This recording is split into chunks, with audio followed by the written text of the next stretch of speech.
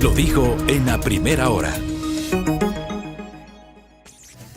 ¿Qué nos decían nuestras mamacitas, no? Digo, al menos en mi tiempo. Sé que los tiempos han cambiado. ¿Cómo eran nuestras mamacitas en nuestro tiempo, ¿no? En los tiempos pasados? Cuando casi que nos ponían, estoy hablando figurativamente, nos ponían casi que la pistola para ofrecer una disculpa. Tienes que pedir disculpas. Disculpas con pistola, obligados. Y uno, claro, llevado por el mal, uno rebelde muchas veces, uno agachaba la cabeza y a regañadientes ofrecía disculpas. Bueno, guardando las distancias, para hacer lo que hizo ayer el ministro de Defensa, mejor no hubieran aparecido y se ahorraban el mal momento. Que entiendo que no es lo que sienten. Ofrecer disculpas luego de que una patrulla de 16 militares detuvo a 4 niños en un sector popular de Guayaquil, en el sur, y se los llevó con rumbo desconocido. No hubiera pedido disculpas. Porque además aquí somos campeones para violar la ley, violar las sentencias judiciales, violar las normas. No lo hubiesen hecho. Y les puedo asegurar que no pasaba nada. Hubiésemos tenido aquí algunos colegas, algunos políticos, algunos académicos, algunos abogados, algunos medios que habrían justificado el no haber ofrecido disculpas. Porque está claro que esos mismos medios, esos mismos opinadores, esos mismos colegas, esos mismos académicos, esos mismos abogados, sustentan la narrativa de que no importa que los hayan desaparecido, que no importa que haya víctimas, que en una guerra tiene que haber víctimas. Esa es la narrativa que sostienen. O la narrativa de echarles la culpa a los chicos. ¿Cómo es posible que hayan estado a las 9, 10 de la noche en la calle, peloteando en la calle? Ellos tienen la culpa. O a los padres. Como le dijo el ministro Lofredo a Juan Javier Benedetti en Radio Centro de Guayaquil. ¿Qué hubiese hecho si a las 10 de la noche, 11 de la noche le llaman y le dicen que están botados en la carretera? Por supuesto, me voy, pero nadie sabe la realidad de la gente. Tal vez uno no tiene un vehículo ahí a la mano, no tiene quien le lleve, no tiene plata, lo que sea. Porque es facilito cuestionar a la gente. Y echarle la culpa a las víctimas. Como yo les decía la semana pasada, este caso más o menos es como cuando una mujer denuncia que ha sido ultrajada y lo primero que dicen, ¿pero cómo iba vestida? Estaba con minifalda, estaba con escote. Tal vez ella provocó, igualito, los chicos provocaron. Por el pecado de haber sido a pelotear y fueron encontrados por una patrulla. Perdón, pero ¿de qué estamos hablando? Entonces ayer lo que hacen es, cumplen con la sentencia y ofrecen disculpas. ¿Cuál fue el contexto de la disculpa? Pongamos y vamos a escuchar unos 4 extractos de lo que dijo el ministro, porque quiero que tengamos ese juicio crítico. Siempre yo les planteo, uno no es el dueño de la verdad, yo aquí genero es opinión. Mi opinión procuro argumentarla con respeto como me caracteriza, aunque a alguna gente no le gusta, alguna gente quiere que uno aquí coge el micrófono y empiece a insultar a aquellos que se critican. Yo no voy a caer en ese juego, yo cuestiono. He cuestionado a Giancarlo Lofredo, he cuestionado a Mónica Palencia, he cuestionado al presidente Noboa, he cuestionado al ministro de la Gas, he cuestionado al gobierno. No tengo por qué hacer altisonante o insultar a las personas que cuestiono, porque ese no es mi rol. Aquí no hacemos política partidista, ni activismo político partidista. Aquí hacemos periodismo crítico. Entonces, con base en ese periodismo crítico, yo me permito decir, para las disculpas que presentaron ayer, mejor se hubiesen ahorrado el mal rato de aparecer rodeado de militares, disque a cumplir con la sentencia. Escuchemos el primer extracto donde el ministro ofrece disculpas a las víctimas. Póngale, por favor. Estoy aquí para decirles a las familias de Ismael, Josué, Saúl y Steven, siento mucho lo acontecido. Jamás se podrá entender lo que ustedes están viviendo, pero no solo ustedes, la sociedad entera que ha visto el horror, el terror y la máxima degradación posible en este caso. Hechos así no deben repetirse. Lo lamento, mis más sentidas disculpas. Como ministro de Defensa Nacional, dejo en claro que no ha existido participación ni directa ni indirecta de esta noble institución en acto alguno de desaparición forzada. La primera parte de esto, yo les voy a hacer una infidencia. Yo primero accedí a este primer extracto. no había visto la cadena, accedí a este primer extracto y yo lo publiqué. Y claro, no había conocido y por eso borré el post que publiqué, luego volví a publicar y el post completo. No había revisado el resto de lo que dijo el ministro. Cuando yo le escucho al ministro digo, bueno, la primera parte, bien. ¿Ya? Sí, se demoró 6 días el señor. 6 días se demoró para hacer lo que correspondía. El 31 de diciembre, ministro Lofredo, usted tiene que haber aparecido en los medios de comunicación, en una cadena como lo hizo ayer, ¿no? Ofreciendo disculpas a las víctimas y solidarizándose con sus familiares, desmarcándose de la narrativa que pretenden ahora echarle la culpa a las víctimas o cuestionar a quienes hemos criticado el mal manejo de este tema y la intención de mirar hacia otro lado por parte de algunos sectores. El 31 de diciembre, tal vez no usted, ministro, tal vez el señor presidente de la República, que durante 7 días no ha dicho media palabra sobre este tema. Pero qué importante hubiese sido que el 31 de diciembre o el presidente o el ministro de Defensa aparezcan públicamente a decir lo que dijo ayer. Ayer lo dijo obligado. Como dice el Felipe Santos desde Machala, el ministro de Defensa amenazado con la chancleta de la madre patria. Tal cual. Obligado. Yo le escuché, sentí las disculpas. Dije, bueno, se demoró 6 días, por lo menos hace esto. Pero no había escuchado lo otro, que es lo más insólito. Que claro, uno se queda con eso y dice, bueno, por lo menos reconoce. Aunque luego me parece que termina ensuciando la disculpa inicial. Cuando dice las Fuerzas Armadas no tienen nada que ver, ni directo o indirectamente, con desaparición forzada, con algún caso de desaparición forzada. Ministro, sí tienen que ver. Tienen que ver. Primero porque hay una serie de denuncias. Yo les invito, en varias ocasiones he sugerido, que revisen la cuenta de ex de la periodista Carol Noroña. Carol permanentemente actualiza información sobre los temas de seguridad.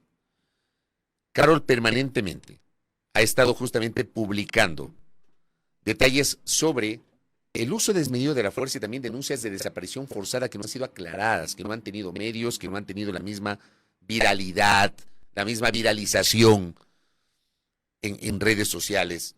Tal vez casos en los cuales las familias no han tenido la posibilidad de denunciar públicamente. ¿Ya? Entonces, sí ha habido denuncias de desapariciones que no han sido aclaradas. Y en este caso, sí tienen responsabilidad directa, ministro. Como dije ayer y hoy vuelvo a recapitular, a mí no se me ocurriría, porque no soy irresponsable en el uso del micrófono, no se me ocurriría siquiera insinuar que los 16 militares mataron a los 4 niños. No se me ocurriría, ¿por qué? Porque no tengo evidencias. Y porque los organismos que tienen que investigar son los encargados justamente de llegar a esa verdad. Ojalá que lo hagan. Pero sí sostengo porque hay evidencias y esas evidencias provocaron que finalmente admitan que una patrulla de 16 militares se llevó a los 4 chicos con rumbo desconocido, violando cualquier procedimiento. Se inventaron una narrativa de que los chicos estaban asaltando, de que los chicos estaban cometiendo un hecho delincuencial, cuyas pruebas no hay hasta ahora, no asoman. De hecho, cuando ocurrió la audiencia del recurso de habeas corpus que hoy ha cuestionado el ministro de Defensa Nacional, el propio fiscal dijo que no hay evidencias de que los chicos hayan estado cometiendo actos delincuenciales. Porque ¿saben qué? Conociendo cómo se manejan las cosas en este país, por supuesto, se muestra lo que conviene y se tapa lo que no conviene, hubiese sido conveniente que muestren la evidencia de que efectivamente los chicos estaban asaltando o estaban cometiendo un acto delincuencial. Si tuviesen la prueba ya lo hubiesen mostrado. Hasta el sol de hoy no muestran evidencia de que los chicos estaban asaltando. No la muestran. ¿Saben por qué? Porque no hay. Porque no existe. Y como he dicho en varias ocasiones, aunque hubiesen estado cometiendo un acto delincuencial, aunque hubiesen sido chicos delincuentes, como dicen algunos, lo correcto era que la patrulla los retenga y los lleve a un cuartel de policía. Y en el caso del niño de 11 años, lo entreguen a la DINAPEN. Una clara violación del procedimiento. Por ende, son responsables de una desaparición forzada, señor ministro. No miremos al otro lado. El solo hecho de que se los hayan llevado, no los hayan entregado a un cuartel de policía, no los entregaron a sus padres, no los entregaron a la DINAPEN, se los llevaron fuera de Guayaquil, pasaron otro cantón que es Durán, se fueron por la vía Durán-Tambo y llegaron hasta Taura y los dejaron botados en una carretera. Semidesnudos, uno con un golpe en la cabeza. Son responsables de un hecho de desaparición forzada. No estoy diciendo que los mataron. Estoy diciendo que son responsables de un hecho de desaparición forzada declarado por una jueza que hoy están cuestionando. La justicia sabrá determinar, ojalá que lo haga, si los 16 militares o varios de los 16 son los responsables de este asesinato, de este crimen.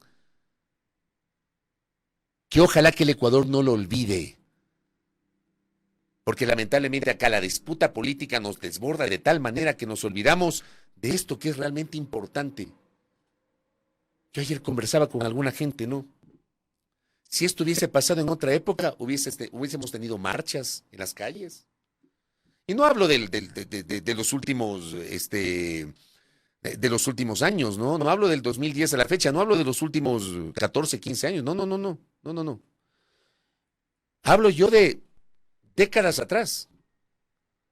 Hubiésemos tenido gente en la Plaza Grande, gente en las calles, los medios de comunicación sumándose, hasta las cámaras de la producción. Hoy nada, porque no les interesa. O tal vez no les interesa porque se trata de 3 niños humildes, ¿no? De un barrio humilde. Perdónenme. Yo por si acaso no soy ni clasista, ni racista, ni mucho menos. ¿Ya? Ni tampoco tengo complejos. Aquí hay gente acomplejada, por supuesto. Está claro que lamentablemente aquí hay un segmento de la sociedad que porque se trata de 4 niños de un barrio popular miran hacia otro lado. ¿Ya? No dicen nada. Yo digo, el ministro pide esas disculpas con chancleta, como dice el Felipe Santos. Porque ¿qué dice después de esto? Digamos, yo he identificado 4 extractos. Pide disculpas, ofrece disculpas, pero al mismo tiempo le amenaza a la jueza. Escuchemos la amenaza, por favor.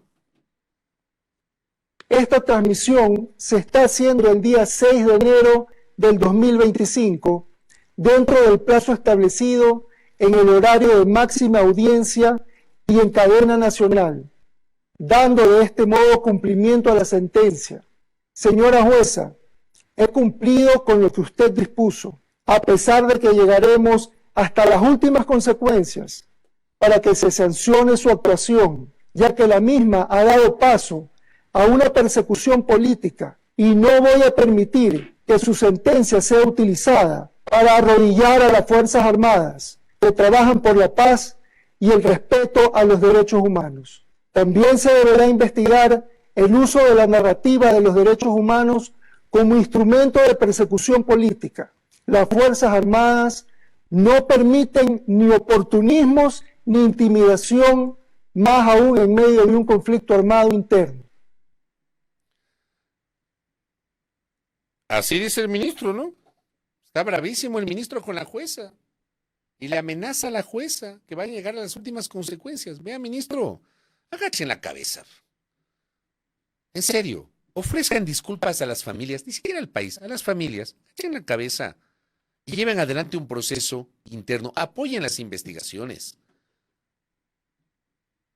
Por parte de la Fiscalía, por parte de la Administración de Justicia, y al mismo tiempo lleven adelante un proceso interno, como corresponde dentro de un organismo piramidal, ¿ya? Un organismo vertical, como esas Fuerzas Armadas, y ahórrense la amenaza a la jueza. ¿Qué está diciendo? Jueza, cumplo a regañadientes, pero ya va a ver, no nos vamos a dejar, jueza. Ameritaba la amenaza, y no solamente amenazan a la jueza, amenazan a los defensores de los derechos humanos, que aquí son mal vistos, ¿ah? Son mal vistos. Porque aquí hay un segmento de la sociedad que cree que los defensores de los derechos humanos, tanto los activistas cuanto los abogados que se han formado, que se han quemado las pestañas, investigando sobre lo que significa toda la política de derechos humanos y todas todos los avances en materia de derechos humanos a nivel planetario, hoy son mal vistos. Porque asumen de que los derechos humanos solo sirven para proteger a los delincuentes. ¿Dónde están, dicen, los derechos humanos cuando disparan a un policía, cuando agreden a un militar? Cuando las lógicas son completamente distintas. Los derechos humanos sirven para los ciudadanos. Y dentro de los derechos humanos, usted también, a las personas que se detienen, hay que procesarlas respetando el debido proceso. Porque de lo contrario, eliminemos la Constitución, eliminemos las leyes, seamos una lista aparte y que impere ni siquiera la ley de la selva. ¿Ya? La ley del más fuerte. Entonces, hemos llegado a un momento en el que la sociedad avala ese tipo de discursos. Entonces, la jueza, desde mi punto de vista, hace lo correcto. La jueza concede un habeas corpus y declara la desaparición forzada, porque hubo una desaparición forzada. Son cosas inexplicables. Escuchar al ministro con estas amenazas que me parece completamente innecesario, perdiendo una gran oportunidad de tratar de bajarle un tono a la confrontación con esto, y entendiendo que, más allá de la disputa política, se perdieron 4 vidas, de 4 niños. 4 niños. Y lo que quieren hacer es mirar hacia otro lado, y ahora remeten con la jueza y contra los defensores de los derechos humanos. Pues el ministro amenaza. Y el ministro también cuestiona los procedimientos, el procedimiento empleado por la jueza. Póngame el siguiente, por favor. El día 31 de diciembre del 2024 ocurrieron 2 hechos. Uno entendible y procedente en lo jurídico, que fue el inicio formal de un proceso penal a los 16 militares. Militares que, por cierto, están en prisión preventiva. Y el otro, totalmente absurdo e injusto, que fue el haber sentenciado por escrito a las Fuerzas Armadas sin ningún proceso penal previo.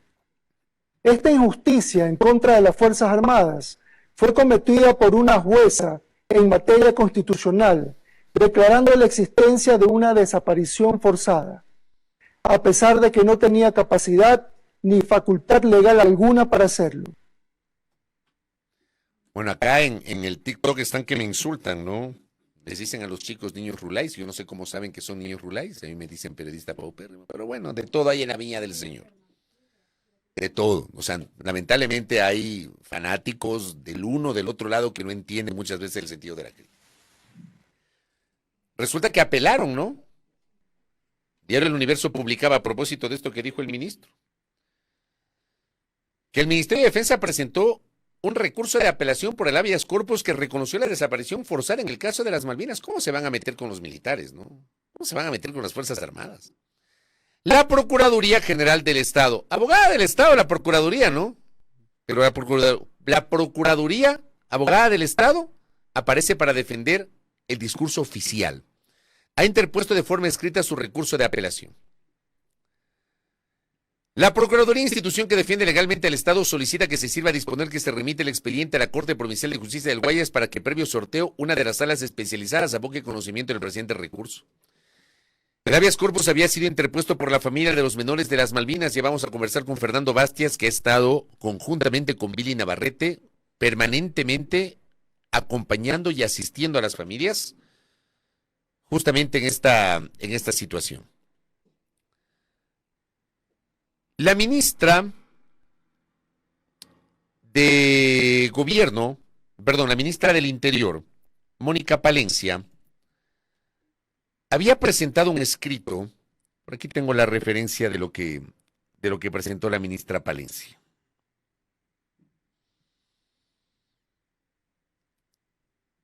Dentro de la apelación, pidiendo precisiones.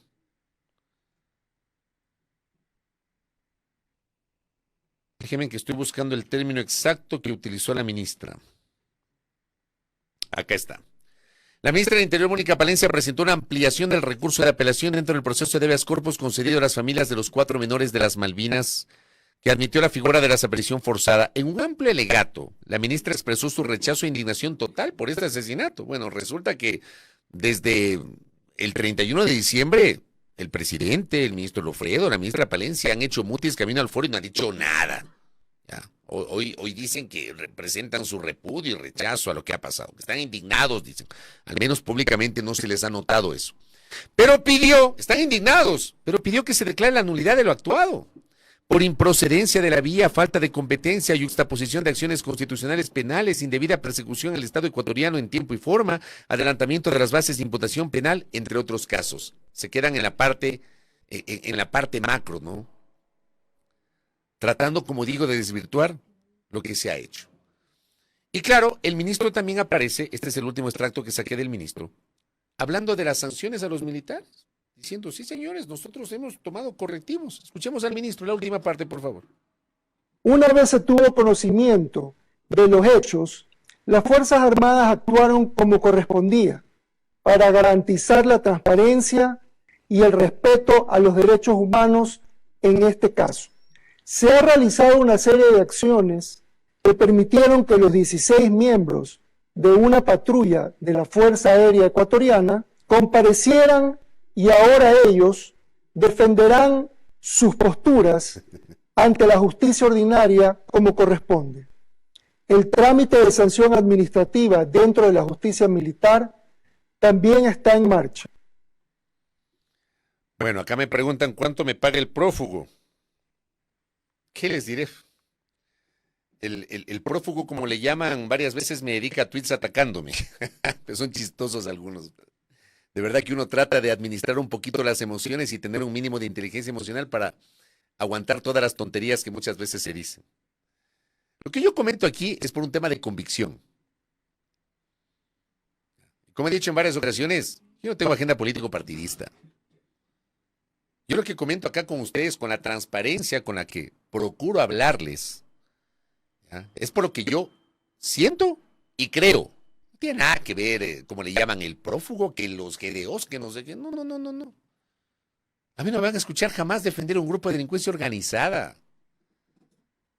Yo estoy cuestionando un procedimiento y estoy cuestionando el paupérrimo papel del gobierno en este caso. Y seguramente, porque yo sé que académicos, especialistas en materia de comunicación de crisis escuchan este espacio, María Eugenia Molina, Andrea Velázquez en Loja, etcétera. Seguramente este es un tema para el análisis profundo, para conversarlo con quienes se están formando en comunicación de crisis sobre lo que no se debe hacer. Usted no puede pedir disculpas con chancleta. Usted no puede, por un lado, ofrecer disculpas y supuestamente dar sentidas condolencias y a la vuelta de la esquina empezar a amenazar. Usted no puede defender el espíritu de cuerpo.